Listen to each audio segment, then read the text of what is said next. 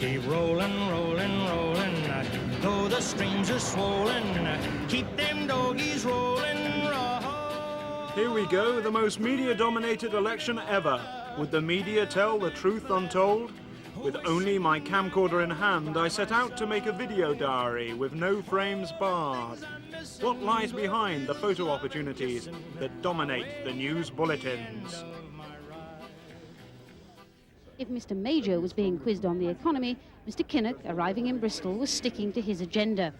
This included a tour of a primary school, with an opportunity to see and hear the Kinnocks at their best, and to tell staff he thought the Tories' education plans would mean secondary moderns and selection by the back door.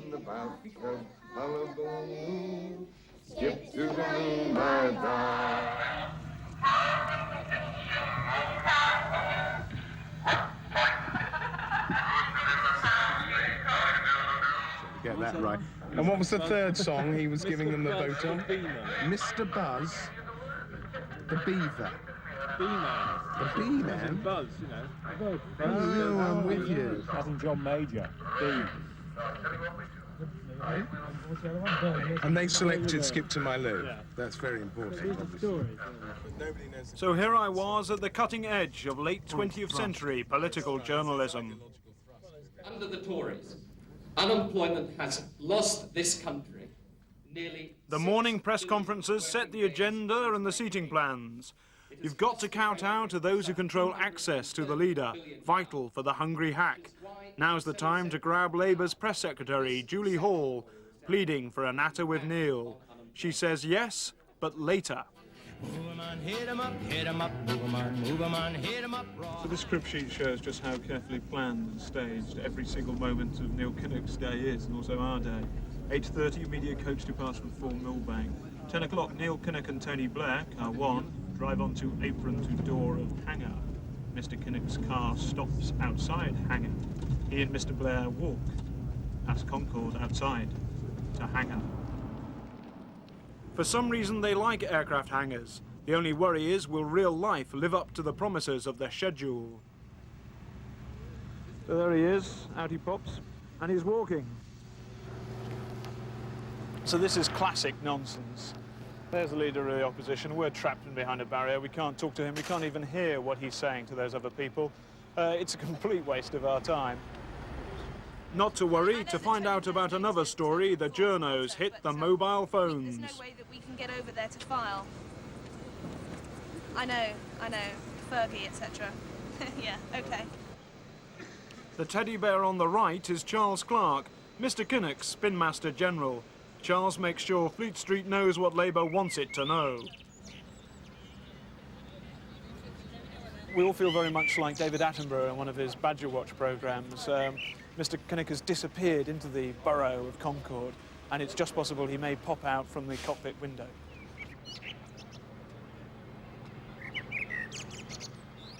How can we tempt him out? Come on, Mr. Kinnock, we know you're in there. Surrender. Your time is up. We have the place surrounded. Here he goes. There's Neil Kinnock. Hey. Can you wave again, Neil? Stop laughing. Brilliant. Hit the road, Jack. Every one of you. No more, hit the road, Jack. And don't you come back no more. What you say? Hit the road, Jack. And don't you come back no more, no more, no more, no more. Hit the road, Jack. And don't you come back no more. How are things going, Mr. Kinnock? Very well indeed. Are you confident? I guess if you say so, I'll have to pack my things and go. That's right, hit the road, Jack. And don't you come back no more, no more, no more, no more. Still no nearer to Mr. Kinnock. Time to get tough with Julie Hall again. What you say? But I mean, if we can't do it on the plane on the way back, does that mean there's no chance at all? So it has to be effectively to be done today. Right. That's all I can do, certainly. Okay. Yeah, it's 20 minutes flight. Yeah, I know. That's why I'm twitching. That's why I'm being neurotic. After the aircraft hangar, the training centre. Still not a member of the public in sight. But it's not just the politicians who like tickling up reality. Even TV gets by with a little help from Labour Party minstrels bussed in for the event. Okay, ready? And you can sing, and then when he says Richard Bestick's going, you just cheer.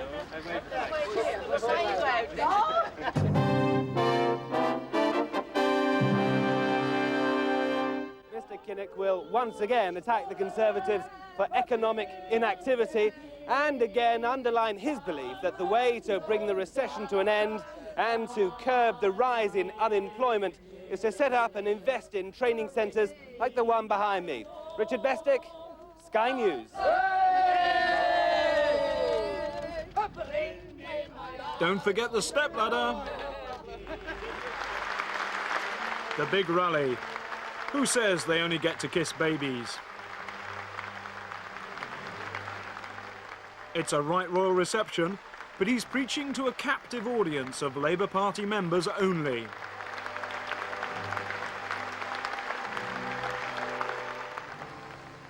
For me, no joy with the Kinnock interview. I fell off the back of the schedule, and time is fast running out. So you're writing and videoing? Yes. It's a little bit machine, isn't it? I mean, it's broadcast quality, that's what they say. It's the wonders of Japanese technology. So you don't need all these fellas with all this clopper. You can just, he could just manage with one of these. Whether they're finished, I'm afraid. Right, yes. Does he talk to everyone with one eye closed? Everybody. Still no Neil, but I finally get to Glenys. Not only did I video her, but she turned the tables and videoed me, hoist by my own camcorder. Are you strictly an impartial observer of events, Mr. Sweeney? I am as objective as I can be, given the evidence that goes on. But as we know from Heisenberg's uncertainty principle, the very act of observing, in fact, changes the situation as you see it. Therefore, is this a natural performance or what? With all these chaps? It's not really, but I have to give you a bit of advice. You just have to forget that they're here.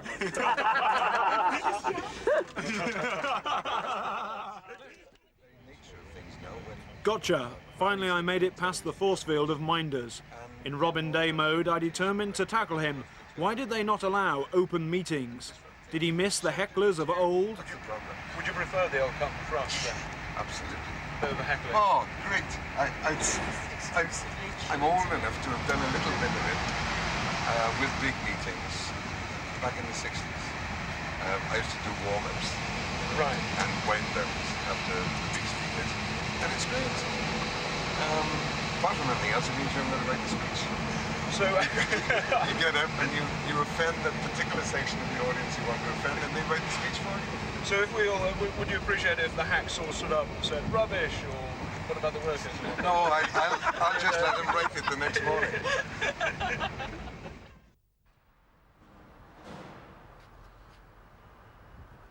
So here we are, 8:15 of a Monday morning. It's cold and chilly, and I'm on the Tory bus today. That costs £350. That's £50 more than the Labour bus, so I hope there's £50 extra value for money. More fun and more laughs.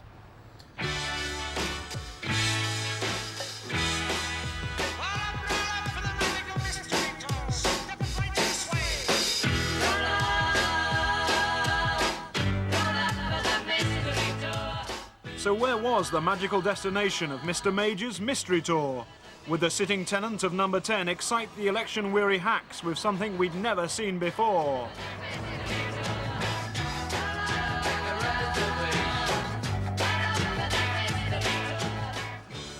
Somebody pinch me, please. Mr. Major, been here, done this. But will he wave? Woo, Mr. Major! So how's the campaign going? Not desperately exciting. Once again, we've come to a pretty sterile photo opportunity, which has been open to about one journalist and a couple of camera crews, everyone else holding back. And, it's rather cold, and we're waiting for some figures that we were told were coming out and haven't appeared yet. And they'll come out rather soon, and we can get on to the next one. Hopefully we might actually meet Joe Public and get a spot of what us hacks desperately want. That's some colour.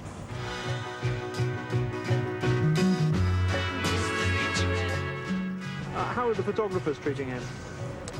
Well, they seem to be taking a lot more liberty with John Major than they ever took with Margaret Thatcher. When the flaps come down in the inside the plane, when the plane takes off, and they can see him for the first time, they all give a cheer. They would never have dared do that with Margaret Thatcher. So where next? Another training centre? Perhaps a hot air factory? What could it be?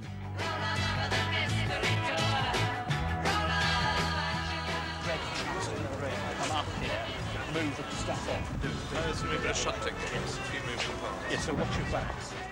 No, even better, it's a freight node in Melton, Mowbray, and some critics say the Tory campaign lacks glamour. Witness 22 tons of pedigreed chum being shunted. Well, it's the same old rubbish as the Labour campaign, really. Here we are, some of us wearing our day-glow orange, at a demonstration of lorries moving backwards and forwards. Mr. Major all thinks it's very interesting. Some of the rest of us are a little bored. So what's Major's line on domestic animals? The hacks who file for the dailies were in deep trouble. They had come all this way with only a scoop on pet food shipping to show for it. It was a case of mass hysteria.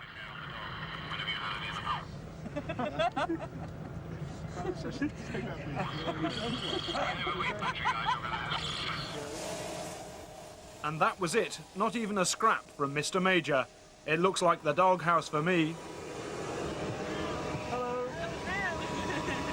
Mr. Major, could you do me a favour? Could you video me for my video diary for the Late Show?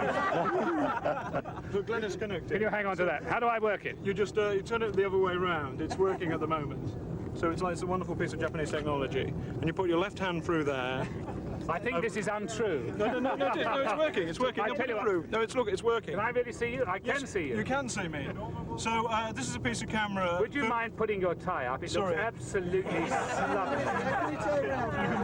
And most of the British fashion industry would write repellent articles about you looking like that. Is that a bit Come better? on, throw your shoulders back, tighten your tie, take off your badge, show your teeth and comb your hair. Right, okay. So wait a second, I've got to do my piece of camera. This is a piece of camera by John Major, the Prime Minister of Britain, and I'd like to say that I heard his speech tonight and enjoyed it very much. More!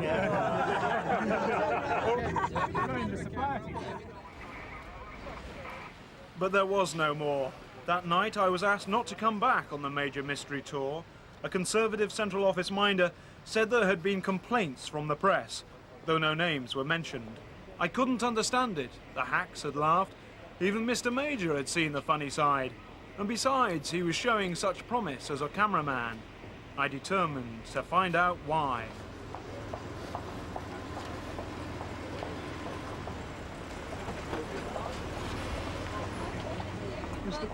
Mr. Major, you don't know why I've been bounced off the bus, do you? Mr. Major?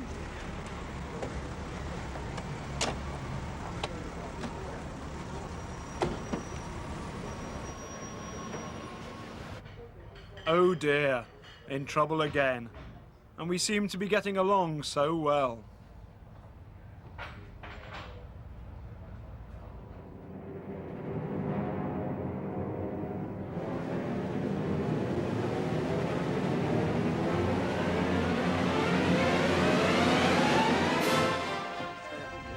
All right. We're better than Jodrell Bank for Paddy Ashdown to reach for the stars. Folks, we all understand that if you stand back a bit, you get a better shot. We all know that by now. He likes to take command and point things out. And point things out. And point things out. Come and join us, please to come first. As though we were pointing out something. Paddy directs the photo ops himself, and we all have to jump to it sharp. Right, we better go in. I'm sorry. In the door.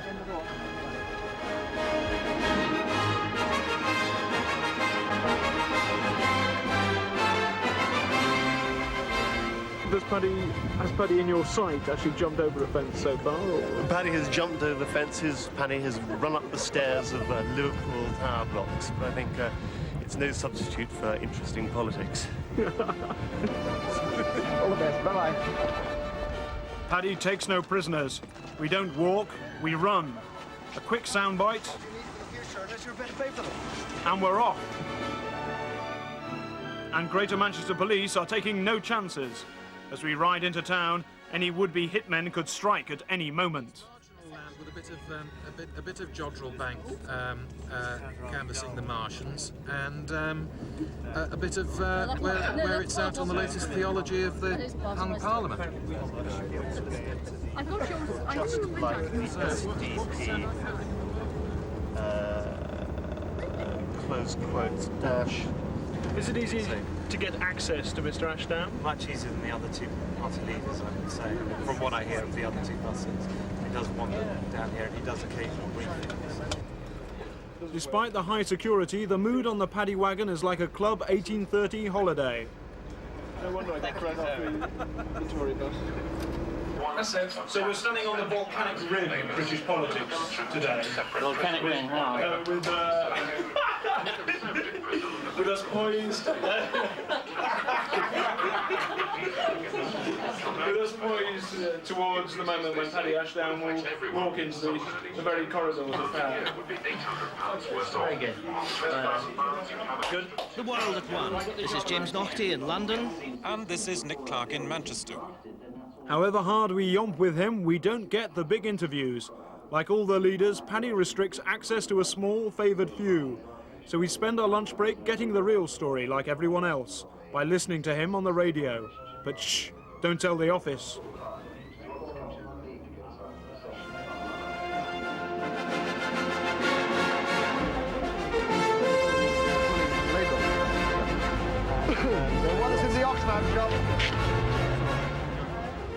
This feels like the millionth walkabout of the day. Paddy likes to get down amongst the real people. Nice to see you as well. Wonderful. Okay. The old-fashioned shop. Absolutely. Now, yeah, we'll do the shaking hands a bit. This bit again. Can't we go in? Are we allowed to go in? Yes, I think so. Yes.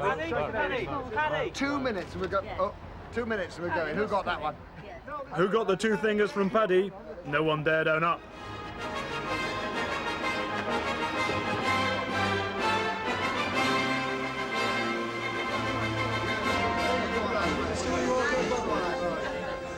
You can get close to Paddy, but sometimes it's just too close. One of those wonderful shops that you'd actually Oh, that's Samantha Brown.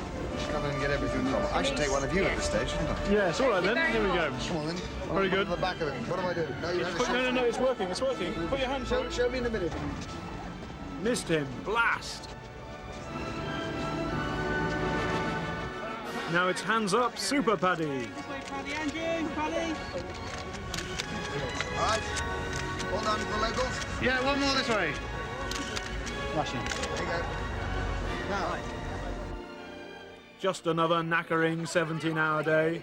We ran, we romped, we yomped, we jumped. But what did it all mean? I've had enough, but he survives, the fittest of the lot of us. Very good, all right, Mr. Ashdown. What do I do? It's running now. All you do is you put your hand in there, and then look through the eyepiece at me. A cameraman, my God.